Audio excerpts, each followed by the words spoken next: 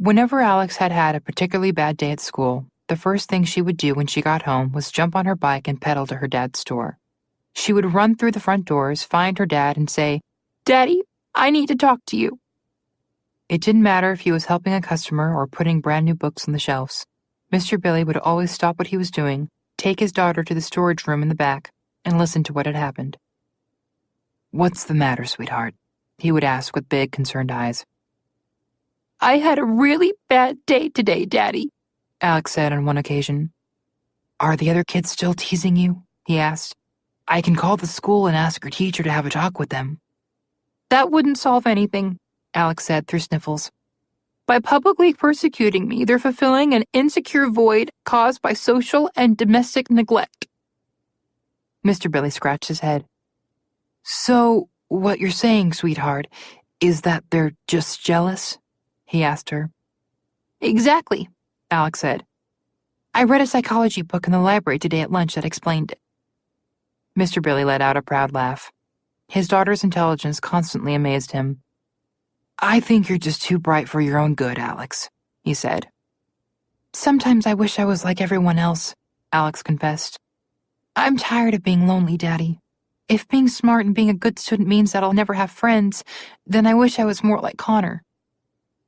"Alex, have I ever told you the story about the Curvy Tree?" Mr. Bailey asked. "No," Alex answered. Mr. Bailey's eyes lit up. They always did when he was about to tell a story. "Well," he started, "one day when I was very young, I was walking around the woods and saw something very peculiar. It was an evergreen tree, but it was different from any other evergreen tree I had ever seen.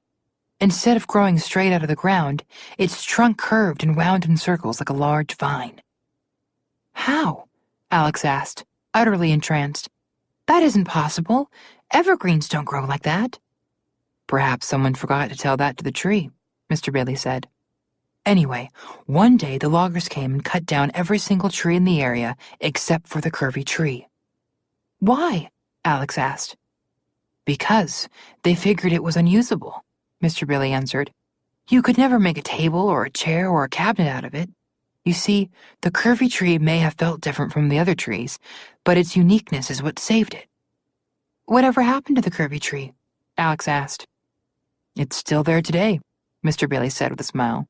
"It's growing taller and taller, curvier and curvier every day." A tiny smile grew on Alex's face.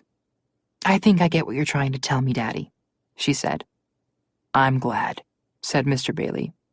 "Now all you have to do is wait for the loggers to come and chop down all your peers." Alex laughed for the first time all day. Mr. Bailey always knew how to cheer her up.